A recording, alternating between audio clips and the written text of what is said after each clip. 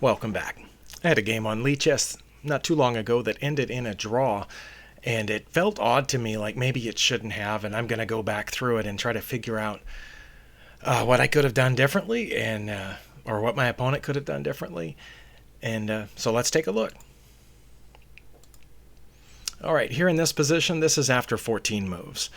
According to Stockfish, as I've gone back through each of these moves, each of us could have played slightly better in certain circumstances, but we hadn't had any mistakes or blunders out to move 15, not even anything that Stockfish counted as an inaccuracy.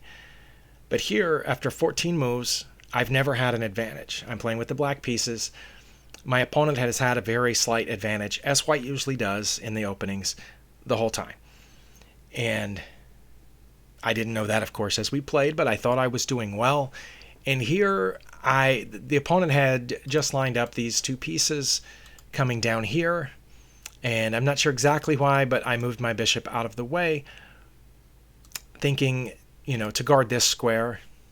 If they brought the queen to c7, I was just going to take it, and when they took back, this bishop is defended by the knight, so I wouldn't have been too worried about that. But I didn't know what the plan would have been at that point. But what my opponent played here was brought their f-rook over to the d file.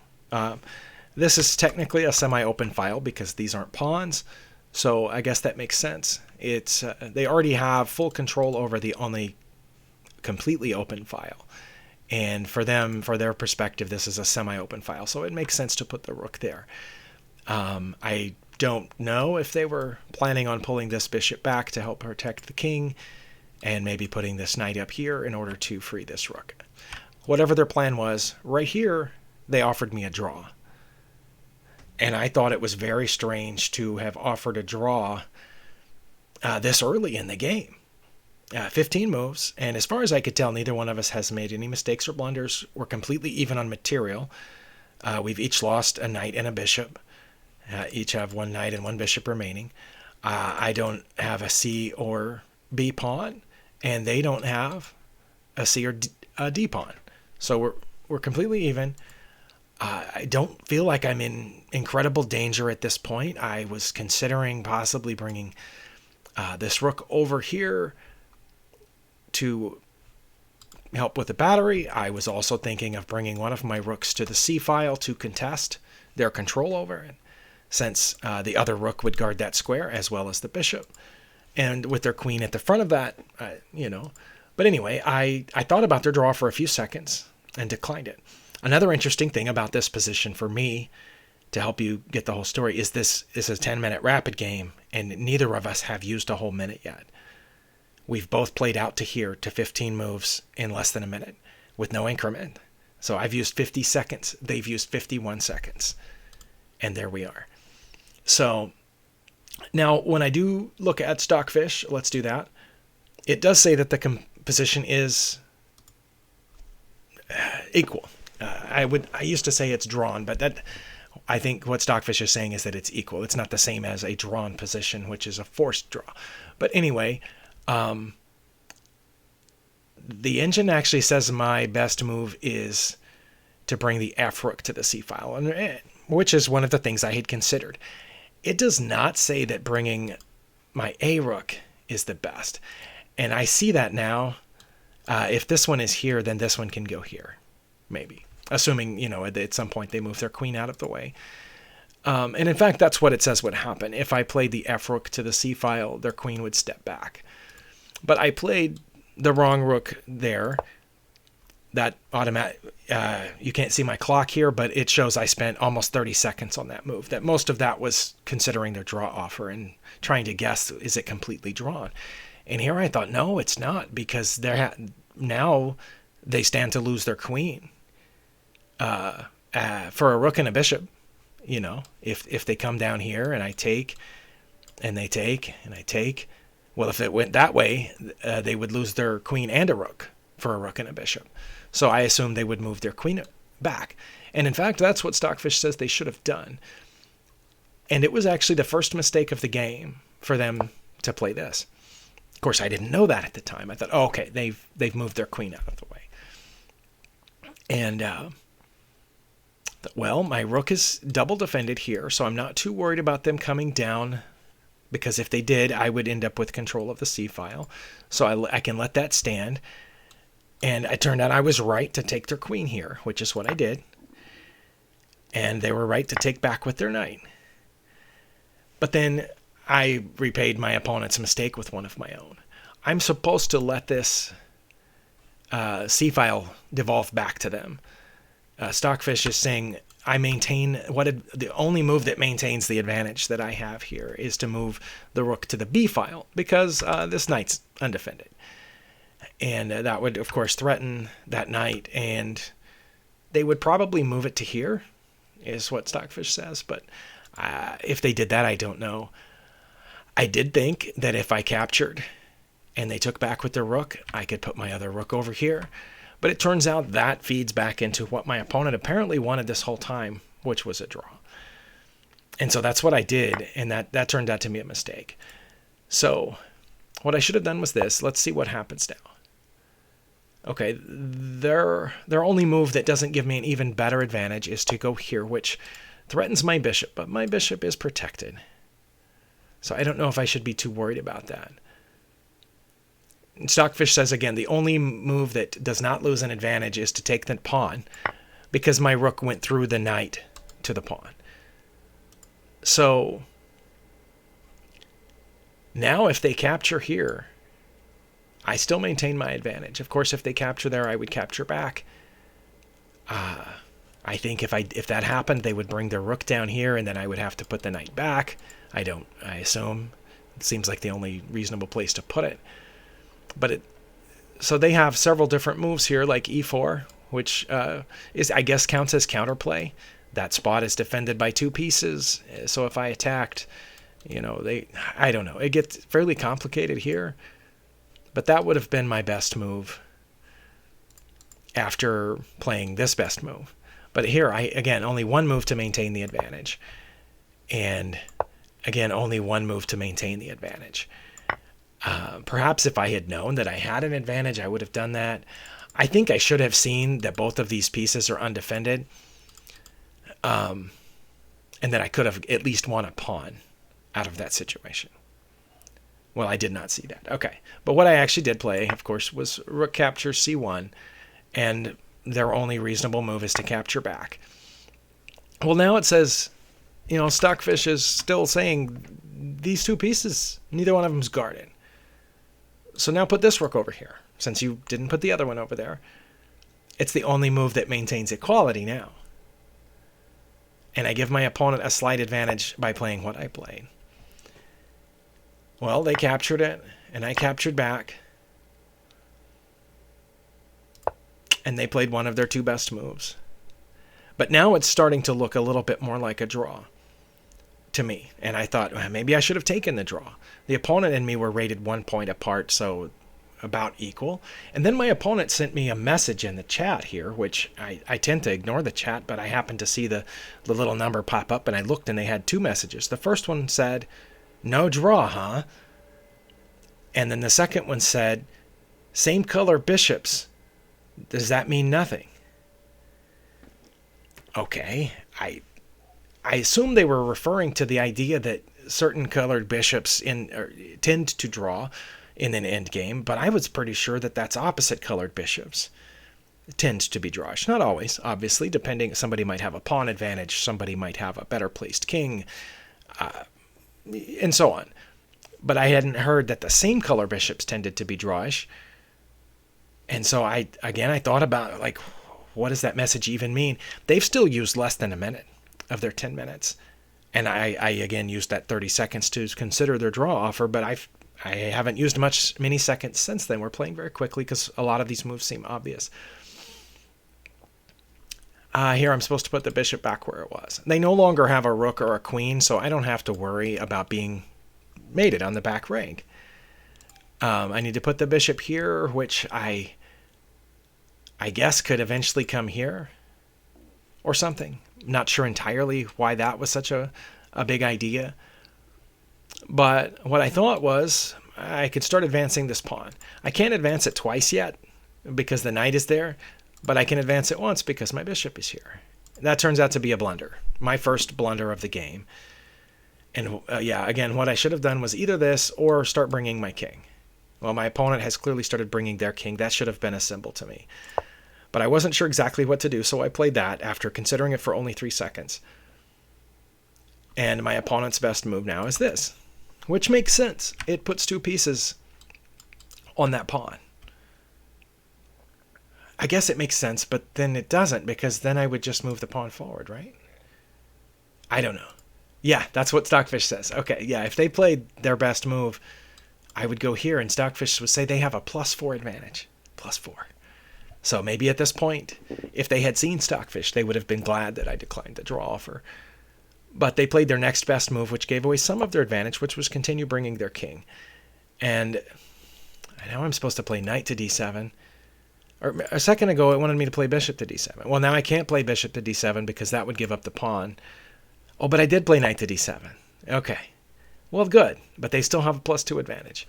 Now that they've brought their king this far, Stockfish says, well, keep bringing it. And then bring it this way. No, not there, not there. Here. It wants to use the king to help take this pawn. Okay. That's a good plan, Stockfish. But instead, after bringing their king 2 moves, as if they knew what they were doing in an endgame, then they thought, maybe we should do something else. So my opponent changed their plan. That gave away most of the rest of their advantage. But now I'm supposed to continue. I'm supposed to start bringing my king. f8, e7, d6. If you're seeing the top suggestions, I'm going to do that, and they're going to do this. But instead they did that, and I thought, let's trade off a knight for a bishop, so I went here. Turns out they didn't want to do that, but they blundered. Now we're at equality. I'm supposed to put it here. Oh, the pawn. They can't protect that pawn. Oh, nice. I didn't see that. Well, obviously, I didn't see that with my rooks down here, so why am I going to see it with my knight down here? But yeah, I could go there. The king can't get there fast enough. Okay. And it says if I did that, they would play e4, which I would have to take care of with this trade, and they would take that, and then I would take the pawn. Okay. Well, I can't explain my next move. I went back with this. The only thing I can think of that this helps at all is it helps to prepare some pawn pushes. It gets out of the way of the pawn push. I had decided I needed to push pawns. That's my only explanation for that. They did not play one of their better moves. Again, the computer is strongly suggesting that they start bringing their king, but they didn't. They brought their knight. Well, as I said, I'd wanted to trade my knight for the bishop, but now that it's there and I don't have a good place to put my knight, that's my best move to take it, so I did. But it splits their pawn. So I thought, that's not that bad, right? They have this majority on the queen side. But maybe I can stop that with a bishop or getting a king over there. But I have a majority over here. And all of these pawns are connected. So that's one reason that I accepted this knight trade, is that it splits that pawn off. And I have these connected, this wall of pawns, which I, at this point, began to think, I can start working on this pretty nice chain here. I might be able to, whoops, you know what I'm saying? I might be able to build up this huge pawn chain or something. They can all protect each other. Maybe my opponent saw that, which is why they didn't play their best move. Oh, sorry, that was my turn. I was going to do this, but I wanted to get this out of the way first so I could put my king there. But then my opponent did play their best move, is what I should have said, and I did not, giving them a +4 advantage. But maybe they figured out what I was about to try with my pawns, and so they did that, which blunders away most of their advantage. What should they have done there? They should have continued bringing their king. That's what Stockfish has been saying the whole time. It wants their king over here, I guess, to pick up this pawn. Because it's saying c3, b4, c5. Oh, maybe to come after the bishop now. From here, it starts to threaten the bishop and the pawn. Okay. Or even c2. I have no idea what that would help. To protect that pawn maybe, but nothing's after that pawn. I can't get to that pawn. So that's what, like, neither my opponent or I understood this position clearly. They instead played that, and what? Why is that good? They're just going to take that, right? It says they wouldn't. Why wouldn't they take that?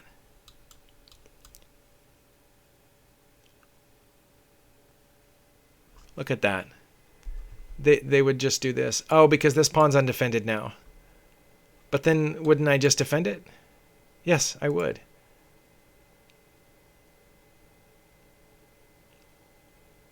I don't know. I don't know here why they wouldn't take it trying to create a passed pawn. But that would have given me a huge advantage because of check. No? I thought that's what it said. Check over here to win their bishop. Oh my, that's why they wouldn't have taken it.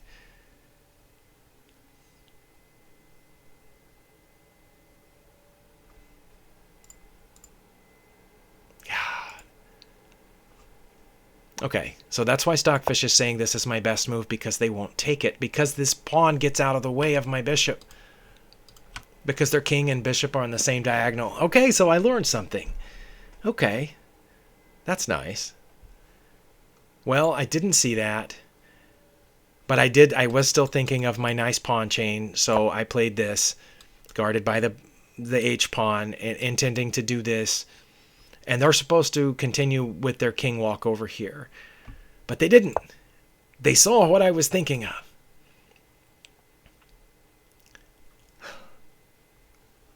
I'm supposed to put my king here now.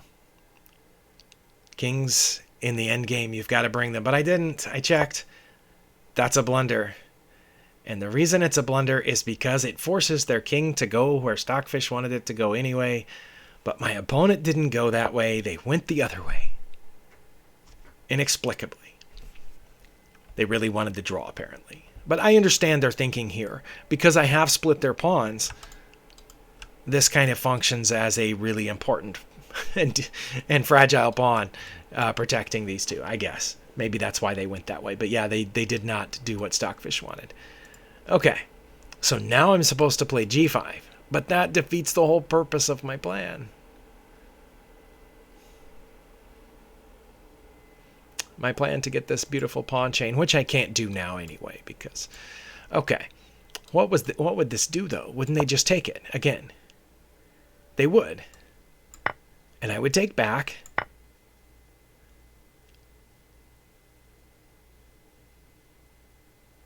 And they have a huge advantage, so I don't understand why that was my best move.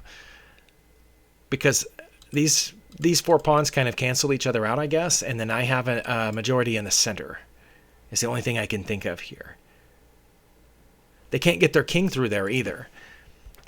These two pawns would keep their king from coming through this way, and I can walk my king. But I mean, their two pawns are preventing my king from coming through also. I guess I could get my king here to protect this pawn push. And their king can't come back this way because of my bishop, so it would have to walk back around the long way. All right. But I didn't play that. After they made their inaccuracy there, I finally decided to bring my king. And it was a move late, but then my opponent played here. And I thought, you know what?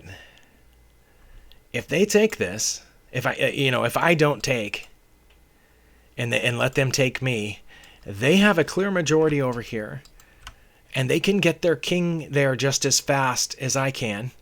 I mean, if not a little faster. Like we're both 2 rows off, but they're one file closer. This is what I was thinking. If I do something else and let them take me, they have a majority here, and their king gets there fast and stops this pawn, takes it. They have 2 pawns that can push through here, and there's nothing that I can do. That's what I was thinking. And I thought if I take them and they take me, well, now their king's a file closer. So they offered me a draw again. after putting their bishop there, and I took it. But as you can see, they had a huge advantage here.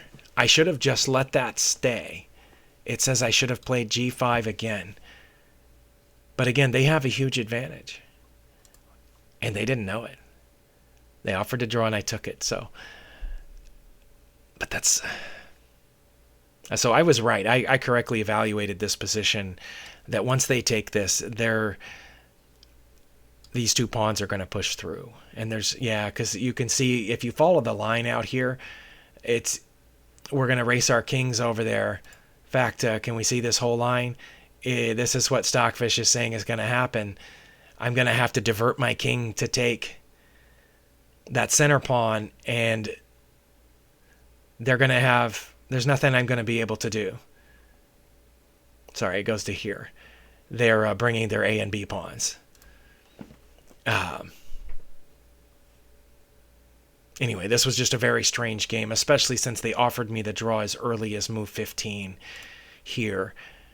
And one good thing about Lichess is it does actually record in the move list when they offered the draw.